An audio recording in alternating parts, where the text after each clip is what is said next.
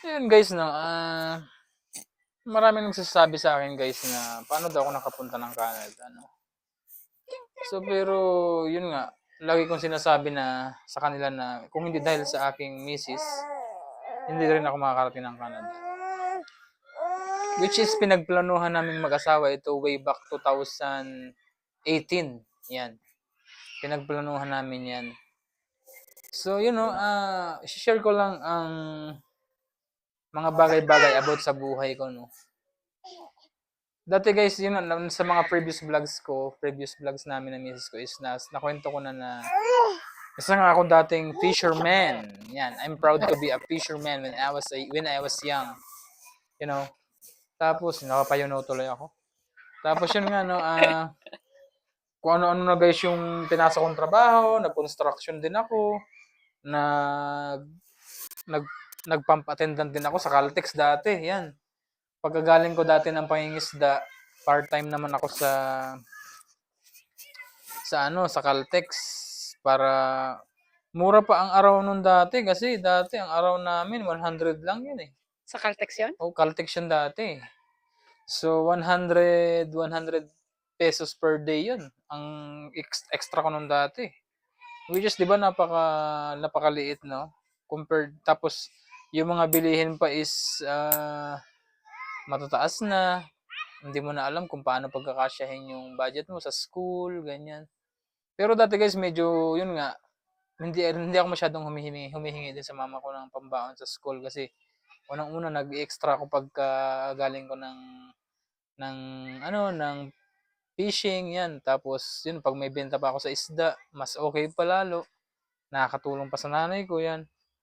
Yun guys, no, gusto ko lang i-share na sa buhay natin guys is walang shortcut sa pag-abot ng mga pangarap natin. No?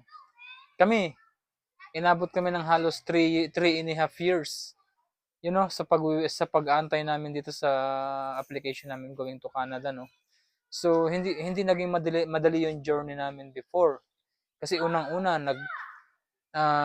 galing ako ng Middle East, tumama yung pandemic, nawalan ako ng trabaho, bumalik ako sa trabaho, tapos umalis na naman ako sa trabaho kasi yun nga medyo critical yung ano namin nung time na yun kasi unang-una may anak kami, unang-una si Mrs. naman, hindi siya ganun ka-expose sa virus kasi unang-una nasa restaurant lang siya at uh, yun may almost delivery lang All no. delivery, All deliveries lang yung ano no, yung ano nung time na yun. Pasensya na guys, medyo malakas yung hangin kasi yun nga, gabi na, hapon. yung weather ngayon medyo makulimlim. Yun na, that time kasi That time kasi is yung misis ko hindi siya medyo exposed sa COVID kasi nasa restaurant lang siya at the same time puro deliveries lang yung gumagana sa kanila. Walang dine-in, bawal ang dine-in that time. So yun, ako nag-focus muna ako sa anak ko, sa anak namin kasi unang-una matagal ko din na hindi nakasama yung anak namin. Maraming taon din ang binilang ko bago ko nakasama yung aking mag-ina nung time na yon. So, bumawi lang ako sa kanya that time kaya wala pa akong work nung time na yon. Tapos nag-work ako yon nung time na pinauwi muna namin yung anak namin sa probinsya para dapat sana mag-aaral siya doon. Pero hindi nangyari yun kasi Paalisin yun na. nga, paalisin na kami that time. So, yun, paalisin na medyo a lot, lots of expenses, yun, transportation, kailangan mo yung pang-transfer, pang-process ng mga papers.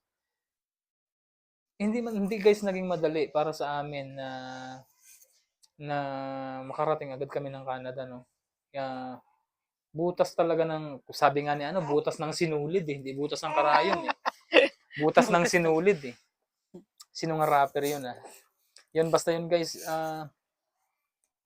marami kasi guys, alam ko guys naman na ang buhay talaga ngayon guys is napakahirap.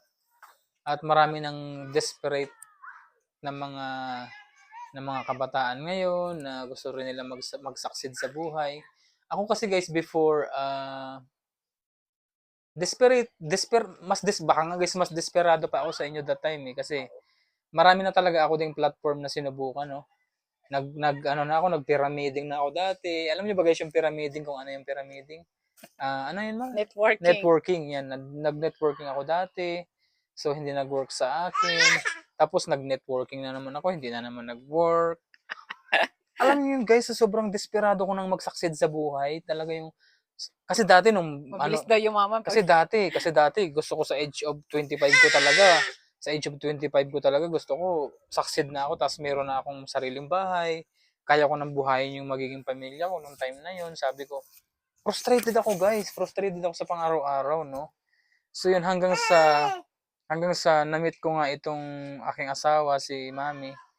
Sa Jollibee kasi kami nag-meet before, almost 14 years naman, no?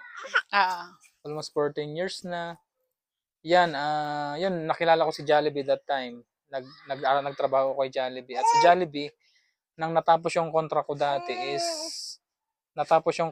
dati, inopera naman nila ako ng working student, which is SEEDS nung time na yun. So, yun, luckily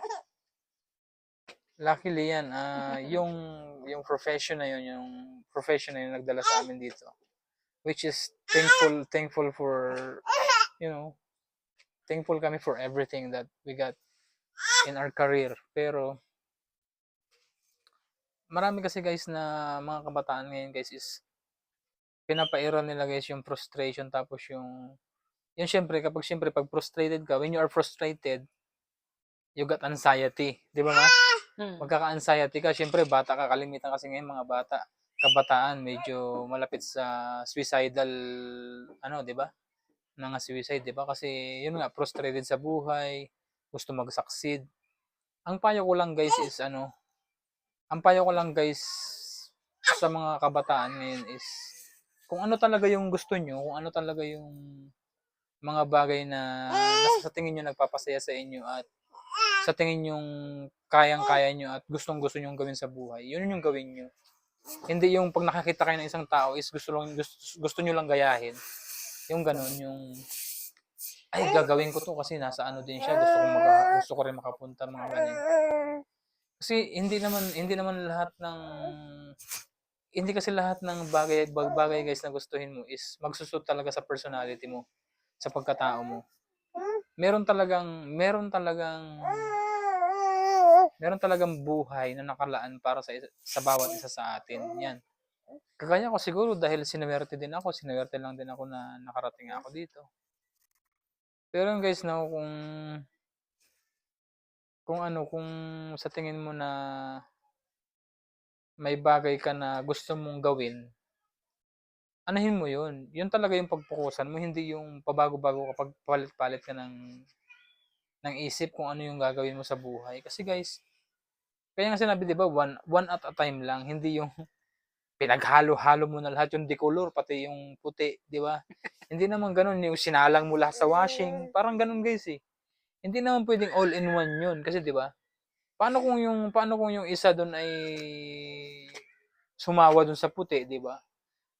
Ito guys, parang logic lang to guys eh. Inaano ko lang to, no? Kasi humawa yung dekulay doon sa puti. Yung puti, yun yung pinakang doon ka magsasucceed. Hinalo mo ngayon itong isa. Hindi mo pala gusto. Halimbawa, nag-aral ka din. Nag-aral ka ng ganitong profesyon, nakagraduate ka. Pero ang ending, hindi mo pala gusto yung profession mo. So ano yun? Di ba? simula ka ulit. Nagsisimula ka na naman. Hindi na lang tayo guys laging pasimula. Kasi unang-una guys, hindi tayo guys pabata. Patanda yung ating buhay. Kaya guys, kung sa tingin mo guys, ano yung nagpapasaya sa'yo, yun yung gawin mo.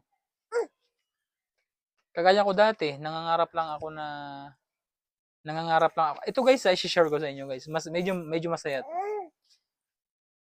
When we are in Newfoundland before, when we first came here in Canada, no, hindi ko alam kung anong gagawin ko talaga. As in, hindi ko alam. Hindi ko alam kung makakahanap ako ng trabaho. I don't know.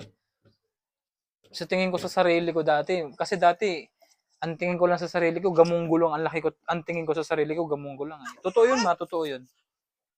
Kasi hindi ko alam kung magsasucceed ba ako dito. kung ano ba yung buhay na magkakaroon meron ako dito kung pagdating ng 5 years or something. Hindi ko alam, wala akong idea. Tapos ito na nga guys, nangarap lang ako guys na makapag-work ng warehouse, no?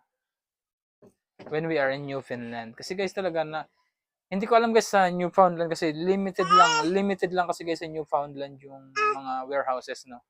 Wala akong idea kung meron pa. Kasi Cisco lang ang pinaka-alam ko dyan eh. Cisco man, no? Ano pa ma? Cisco?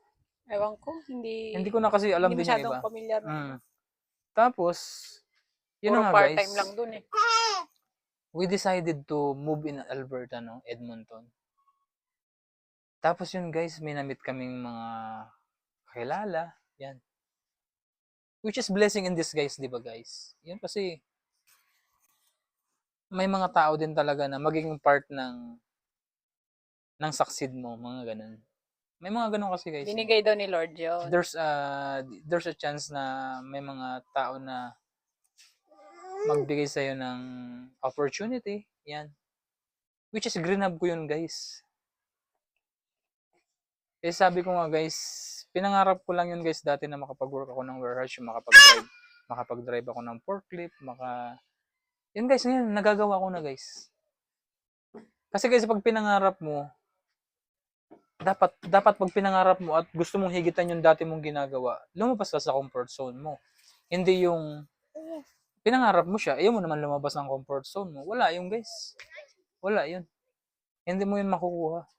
Pag takot ka lumabas sa comfort zone mo, hanggang doon ka lang talaga. Ayaw mo ng big impact sa buhay mo. Yun. Kaya guys na ano ko to, no, yung pag ng walang shortcut sa tagumpay talaga guys.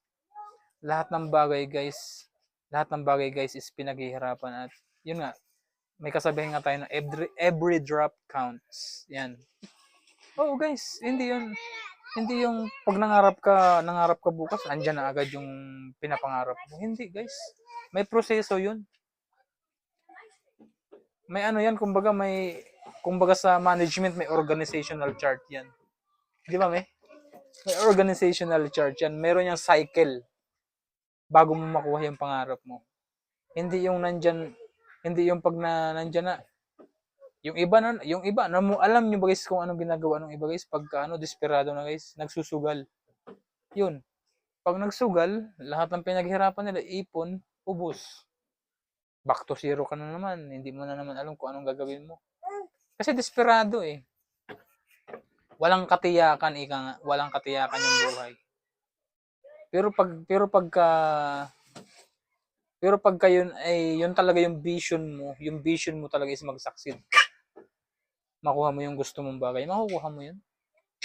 Hindi ako naniniwala na ang hirap naman. Ganun, ang hirap. Laging ganun sinasabi ng mga Pinoy. Ang hirap naman.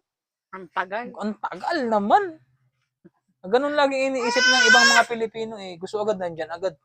Pag yung hinagis sa'yo yung pain, sisibad ka kaagad na. Hindi yung ganun guys. Mali yun. Pasensya na kayo guys, medyo maingay yung aking anak guys.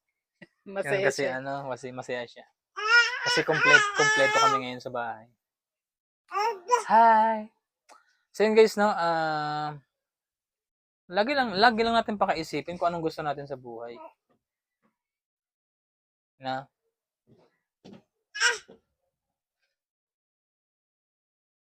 Love me now or hate me soon. Ganun lang yun guys. Yun. Para sa mga kababayan ko naman Pilipino na nandito sa Canada, no. Huwag na tayong magbigay ng mga false information sa mga kababayan nating desperado sa buhay. Kasi guys, hindi tayo nakakatulong eh. Nakakadagdag pa tayong pasanin sa kanila. Yun guys, maraming salamat at yun nga. Guys, wag niyo naman kalimutang mag-comment or mag-subscribe at mag-like. Yan guys, malaking tulong yan guys para sa amin guys. So yun guys, no, hanggang dito na lang siguro guys, wala na ako masabi. Medyo na ako, na may mental block na ako guys kasi pagod din ako sa trabaho. So yun guys, see you for the next video. Adios.